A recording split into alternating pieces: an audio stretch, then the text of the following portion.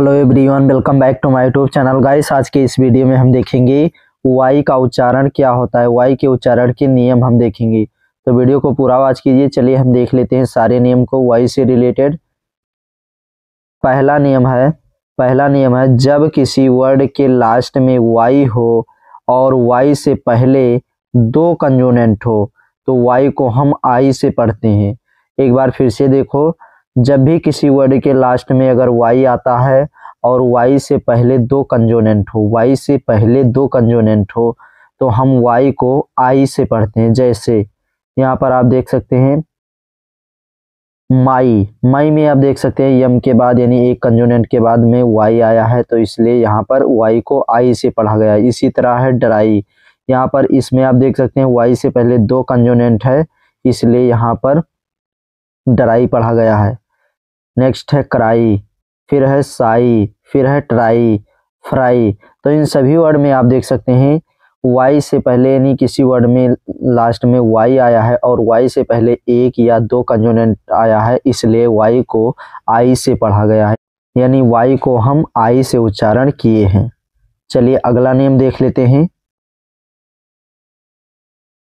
अगला नियम है दूसरा, जब किसी वर्ड के लास्ट में वाई आए तो वाई को बड़ी ई से पढ़ते हैं। जब भी किसी वर्ड के लास्ट में अगर वाई आता है तो हम वाई को बड़ी ई से पढ़ते हैं। जैसे बेबी में आप देख सकते हैं लास्ट में वाई आया है, इसलिए बड़ी ई की मात्रा से पढ़ा गया है, बड़ी ई की मात्रा से उच्चारण किया गया है बेबी।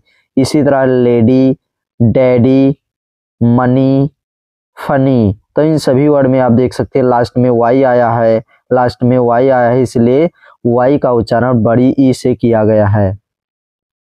चलिए अगला नियम हम देख लेते हैं, रोल नंबर 3।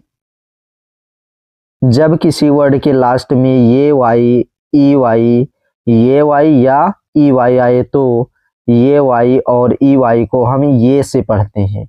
जब भी किसी वर्ड में अगर लास्ट में ये वाई या ई वाई आता है तो हम ये वाई या ई वाई को ए से पढ़ते हैं। जैसे डे में आप देख सकते हैं वाई से पहले मतलब डी के बाद ये वाई आया है लास्ट में, इसलिए यहाँ पर डे पढ़ा गया, मतलब ए के मात्रा से पढ़ा गया है डे। इसी तरह है पे, गिरे, इसी तरह दे में आप देख सकते हैं लास्ट में ई वाई आया है, इसलिए ए की मात्रा से पढ़ा गया है दे। इसी तरह है प्रे, फिर है सर्वे। तो इन सभी वर्ड में आप देख सकते हैं लास्ट में ये वाई या ई वाई आया है, इसलिए हम ये वाई को और ई वाई को ये की मात्रा से पढ़े हैं। चलिए अगला नियम हम देख लेते हैं। नेक्स्ट है गाइस, जब किसी वर्ड के शुरू में वाई आए तो वाई को या से पढ़ते हैं। जब भी किसी वर्ड के शुरू में वाई आता है तो हम वाई को या से पढ़ते हैं। जैसे यार्ड में आप देख सकते हैं यहाँ पर शुरू में वाई आया है, इसलिए या से पढ़ा गया है यार्ड। इसी तरह है यस, इसी तरह है यंगर, फिर है येलो और यू। तो इन सभी वर्ड में आप देख सकते हैं शुरू में वाई आया है, इसलिए वाई को या से पढ़ा गया है, यानी या से उच्चारण किया गया है वाई को। चलिए अगला नियम हम देख लेते हैं, रोल नंबर 5। जब किसी वर्ड के शुरू में दो कंसोनेंट्स के बीच वाई आए तो वाई को आई से पढ़ते हैं। एक बार फिर से देखिए, जब किसी वर्ड के शुरू में दो कंसोनेंट के बीच वाई आए तो वाई को आई से पढ़ते हैं। जैसे टाइप में आप देख सकते हैं शुरू में यहाँ पर दो कंसोनेंट के बीच में वाई आया है, इसलिए वाई को आई से पढ़ा गया है टाइप। इसी तरह है साइकिल, पाइथन, हाइपर। तो इन सभी वर्ड में आप देख सकते हैं शुरू में दो कंसोनेंट के बीच में वाई आया है, इसलिए वाई को आई से पढ़ा गया है, यानी आई से उच्चारण किया गया है।